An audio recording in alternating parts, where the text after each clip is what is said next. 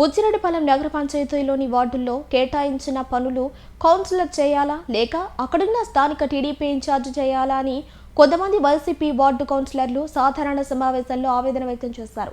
శనివారం నగర పంచాయతీ కార్యాలయంలో చైర్పర్సన్ మూర్ల సుబ్రజామురెడ్డి అధ్యక్షతన మున్సిపల్ కమిషనర్ బాలకృష్ణ ఆధ్వర్యంలో సాధారణ కౌన్సిల్ సమావేశం నిర్వహించారు. ఈ సందర్భంగా పలు అజెండాలను ప్రవేశపెట్టారు. అది ఎక్స్ట్రా వర్కర్స్ తీసేసేవాళ్ళం. గవర్నమెంట్ పర్మిషన్ ఒక జేసీబీ ఆపరేటర్ ని, ఇద్దరు కంప్యూటర్ ఆపరేటర్. కొన్ని రోజులు ఆప్కాస్ లో ఎక్కకుండా ఇద్దరికి అయ్యే జీతాలు ఇస్తా. కొన్ని రోజులు జరపచ్చు కదా సార్.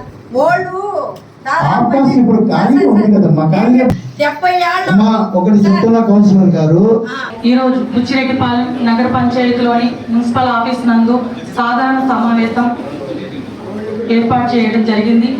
ఈనాటి సాధారణ సమావేశంలో మొత్తం 25 అజెండాలను ప్రవేశపెట్టడం జరిగింది. 25 అజెండాలను ఏకగ్రీవంగా వైస్ చైర్మన్లు, కౌన్సిలర్లు, కోఆప్షన్ మెంబర్స్ అందరూ ఏకగ్రీవంగా ఆమోదించడమైనది.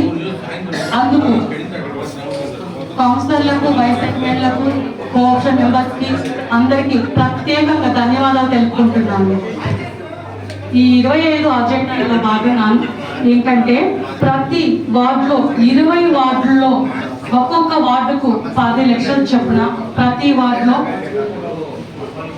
వర్కులు ప్రవేశపెట్టడం జరిగింది. మన కోవూరు శాసనసభ్యురాలు శ్రీమతి వేమిరెడ్డి ప్రశాంత్ రెడ్డి మేడం గారి సహకారంతో, ఎంపీ వేమిరెడ్డి ప్రభాకర్ రెడ్డి గారి సహకారంతో ప్రతి వార్డులో వర్కులు ప్రవేశపెట్టడం జరిగింది. 2 కోట్ల రూపాయల నిధులతో ఈరోజు మన మున్సిపాలిటీలో ప్రతి వార్డులో వర్కులు ప్రవేశపెట్టడం జరిగింది. అందుకు గౌరవ ఎమ్మెల్యే వేమిరెడ్డి ప్రశాంత్ రెడ్డి మేడం గారికి, నెల్లూరు పార్లమెంటు సభ్యులు శ్రీ వేమిరెడ్డి ప్రభాకర్ రెడ్డి అన్న గారికి, మున్సిపల్ ప్రజల తరపున, కౌన్సిల్ తరపున ప్రత్యేకంగా ధన్యవాదాలు తెలుపుకుంటున్నాము.